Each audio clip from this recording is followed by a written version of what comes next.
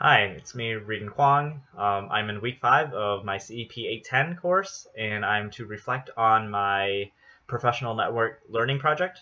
And what I did for my original learning goal was to create a 3D object that can be 3D printed using the program 3D Builder in Microsoft 10.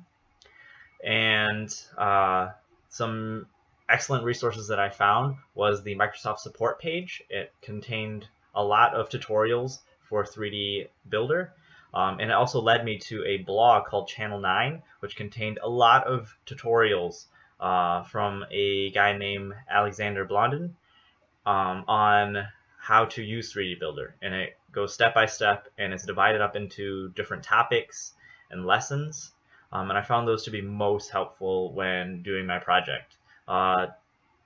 Two other sources that I utilized was YouTube and watching a channel called Chaos Core Tech.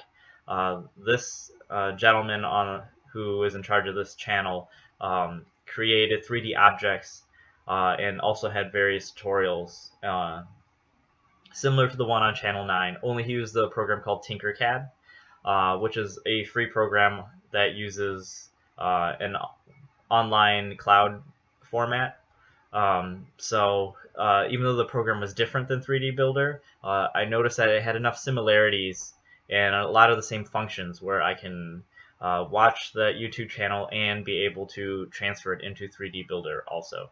And then a final source that I utilized was shapeways.com, which showed me how to convert 2D objects into 3D objects, which was very useful. So I'm going to show you what I learned in 3D Builder and show you what I created. Alright, so here I am in 3D Builder, and I'm going to pull up what I created, what I learned how to create. So I created this box that could be 3D printed. Unfortunately, I did not print it out because through Michigan State University libraries, I can access their 3D printer. However, I figured out that the cost would be $81 to print out this box, which is a bit steep for me. So I chose not to create it. So some of the things that I learned how to do here is to insert objects. So like, for example, inserting this cube, how to resize the cube. So I can change the dimensions of the cube right here. So when designing my box, I essentially wrote down all the dimensions of my box, how tall I wanted it to be. So I ended up making my box 160 millimeters tall. Let me unlock this so I can change only the height. And then I also made it 130 by 130 wide.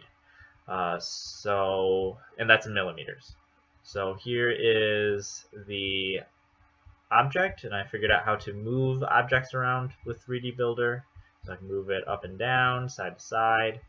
And then one of the main things to carve out the middle of the box that I figured out was to subtract items. So right here I've made two cubes, one's inside of the other. So I'm actually going to just subtract this box out of here.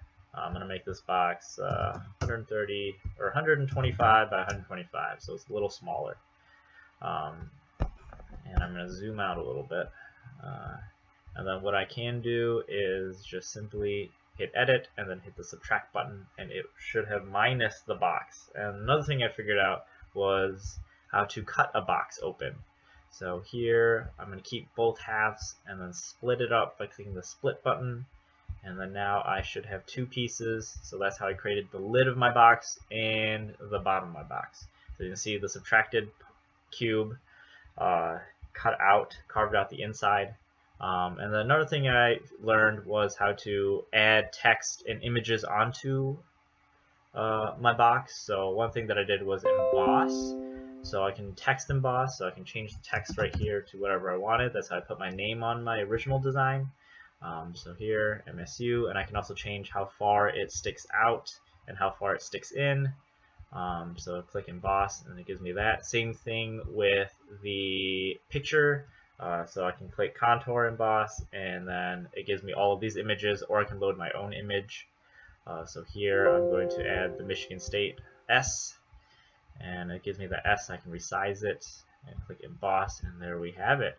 So right here are some of the things that I figured out how to use with 3D Builder just through the tutorials.